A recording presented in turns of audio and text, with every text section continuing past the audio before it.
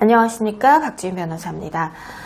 지난 4월 30일에 서울 서부지방법원에서 민희진 대표하고 하이브하고 이제 임시 주총을 소집을 허가해 달라는 그 재판에 대한 신문기일이 열렸었습니다. 한 30분 정도 신문기일이 열렸었다고 하는데요. 자, 이것과 관련해서 요즘 굉장히 핫하죠. 그래서 저도 변호사로서 관련 법적인 이슈들에 대해서 여러분들에게 설명을 좀 드리기도 하고, 저도 K-팝에 관심이 많거든요. 그래서 이런 영상을 한번 찍어보게 됐습니다. 여러분들이 궁금하실 만한 사항에 대해서 이제 하나씩 설명드릴 텐데요. 첫 번째 질문으로 임시총회 소집 허가는 왜 냈을까? 그 임시총회 소집 허가를 왜 하이브가 법원에다가 청구를 했는가? 그게 뭔가? 라는 것에 대해서 궁금하신 분들이 있으실 것 같은데요. 자, 민희진이라는 어도어 자회사의 대표이사를 해임하기 위해서 임시총회를 소집해달라 이렇게 요청을 했는데 이제 민희진 대표가 거부를 한 사안이죠. 그래서 하이브는 주주죠. 그래서 주주가 어도어라는 회사 이사회에 임시총회를 소집해 주세요 라고 요청을 했습니다. 근데 이제 그것을 거부를 했고, 그래서 그것이 거부가 됐을 때 이제 법원에다가 그 허가를 청구할 수가 있도록 법에 규정이 되어 있습니다. 그 상법 제366조 제1항과 제2항에 따라서 이제 하이브라는 주주가 어도어에 이렇게 청구를 한 거죠. 근데 이걸 거부가 됐고, 그것을 이제 주주로서 권리가 있습니다. 그래서 그 주주가 법원에다가 소집을 해주세요 라고 청구를 한 셈이 된 거죠. 자, 두 번째, 그래서 그 결과는 어떻게 될 건가? 아무래도 형식적 요건을 다 적법하게 갖추었다고 하면 소집 청구는 허가될 것으로 판단은 됩니다. 결과를 지켜봐야 알겠지만, 그렇다면 세 번째, 그 기간은 언제쯤이면 법원에서 결정이 나고 그것이 허가가 될 것인가? 일단 법원에서 판단이 나올 때까지는 약 통상적으로 한 달 정도 소요가 될 것으로 보이고요. 시급한 사안이다, 이슈가 된다 하면 조금 더 짧아질 수도 있겠지만, 어쨌든 통상적으로는 한 달 정도 걸리고요. 그리고 허가가 난다면 임시주총을 소집하는 소집 통지라는 것을 해야 되고요. 그리고 통지가 이제 발송이 되고 나면 그때부터 한 2주 정도 통상적으로 후에 임시총회가 소집이 됩니다. 그래서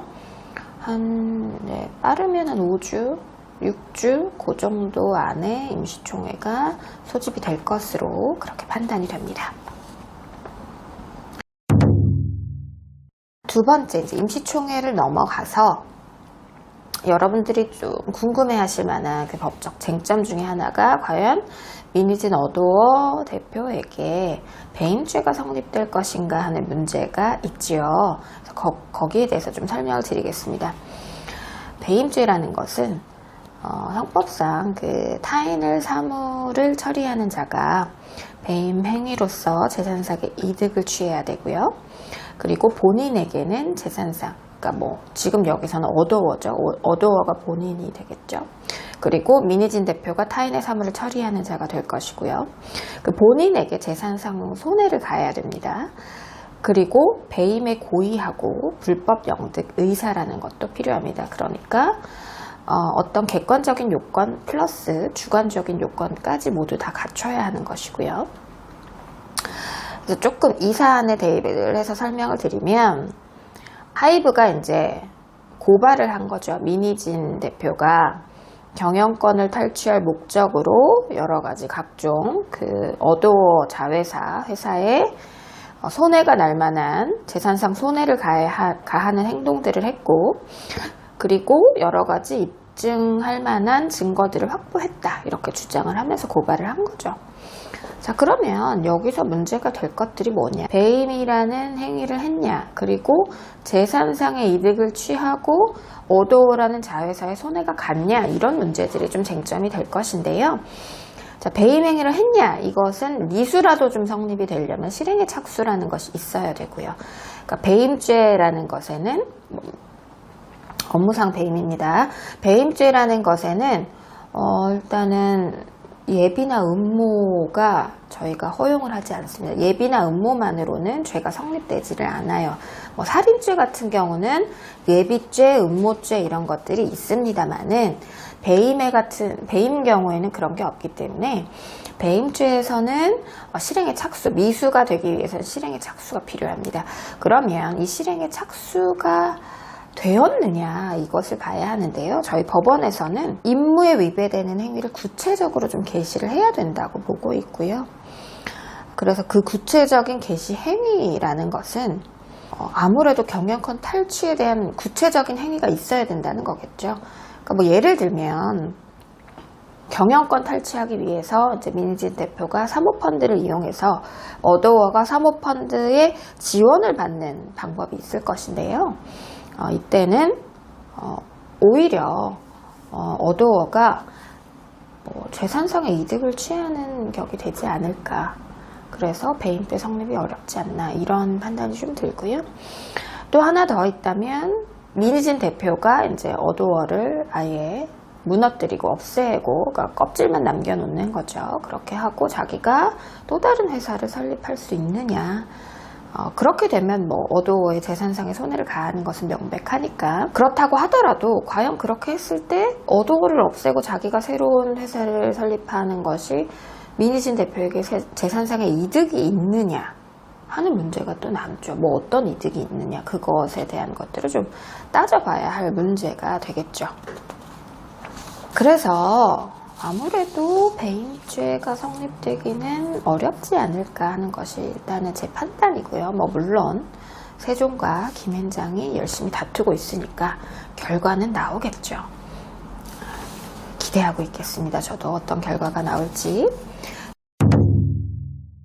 자, 그리고 두 번째, 그 배임죄에서 하이브가 민희진 대표를 고발을 하지 않았습니까? 그러면 여러분들 이런 의문이 드시죠? 왜 고소를 안 하고 고발을 했을까? 고발은 뭐야? 고소는 뭐야? 이런 의문이 드실 수 있잖아요. 그러니까 고소하고 고발은 조금 명백하게 다릅니다. 그러니까 고소는 피해자와 그 외에 고소권자로 정해진, 법률상에 정해진 사람들이 있습니다. 배우자 등등등 해서. 그래서 그 사람들이 이제 수사기관, 국가기관에 죄를 좀 물어주십시오 하고 소추를 하는 그런 것을 얘기하는 거고요. 가장 큰 차이점을 말씀드리는 겁니다. 그래서 고발이라는 것은 그 이외자들이, 그리고 범인도 돼서는 안 되겠죠. 범인까지 포함하지 않는 그 이외의 자들이 이제 국가기관에 소추를 하는 그것을 뜻합니다. 그러면 하이브는 왜 고발을 했을까? 하이브가 피해자인가? 피해자가 아닌가? 어도어와의 관계에서 하이브는 주주이죠. 그래서 주주가 사실은 어떤 대표이사 배임 행위로 인해서 직접적인 손해를 봤다고 보는 경우는 조금 드물게 있습니다. 아주 드물게. 그러니까 거의 인정이 되지 않기 때문에 그런 여러 가지 법리적인 것들을 따져서 고소가 아니라 고발을 했던 것으로 판단이 되는데요. 일단은 어도어는 주주고 실제 피해자가 어쨌든 어도어이니까 하이브는 이제 제3자의 지위에서 고발을 한 것이 되는 것이죠. 그런 의미에서 고발을 한 것으로 보입니다. 자, 이제 마지막 여러분들이 좀 궁금해하실 거. 자, 배임죄가 성립할 수 있느냐의 문제, 그리고 그 이전에 임시주총을 허가해달라는 청구가 하이브를 왜 했는지에 관한 그런 문제를 설명을 드렸는데요. 그 다음으로 이제 제가 말씀을 드릴 것은 경업금지 조항에 관한 것입니다. 경업금지 조항이 뭐냐? 그리고 이게 왜 문제가 되느냐, 이게 여러분들 궁금하실 텐데요. 2021년 11월에 어도어가 설립했고요. 그리고 2023년 3월에 지분을 매매하면서 하이브하고 미니진 어도어 대표 간의 주주간 계약이라는 것을 체결하게 됩니다. 거기에 따르면 어도어의 지분 15%를 미니진 대표에게 주고, 그리고 거기에 풋옵션 권리를 추가해 뒀습니다. 그리고 뉴진스가 데뷔하고 나서 5%의 추가 지분을 미니진 대표에게 주는데요. 여기는 풋옵션 권리가 부여되지 않습니다.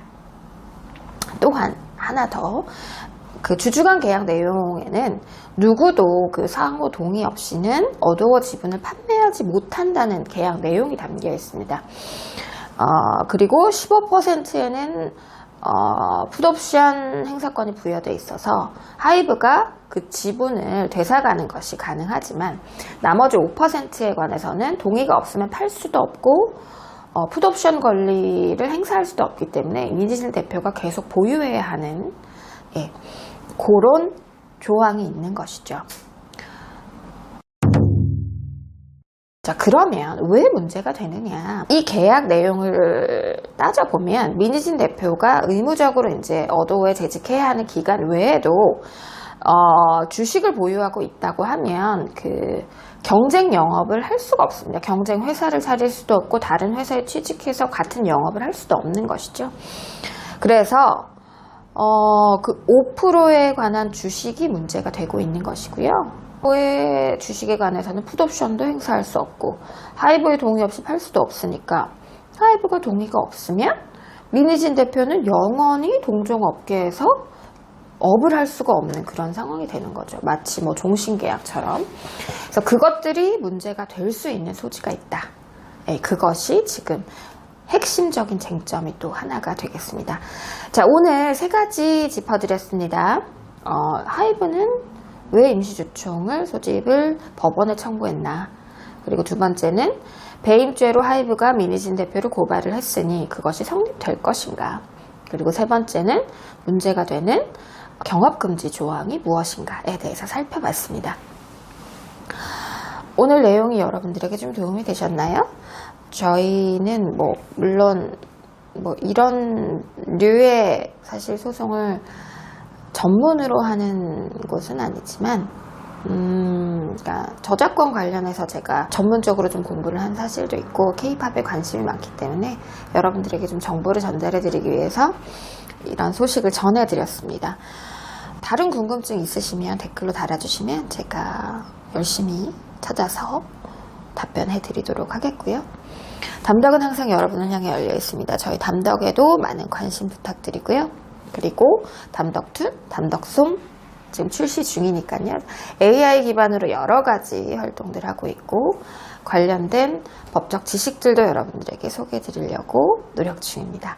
많은 시청 바랍니다. 구독과 좋아요, 알람 설정까지 부탁드릴게요. 고맙습니다.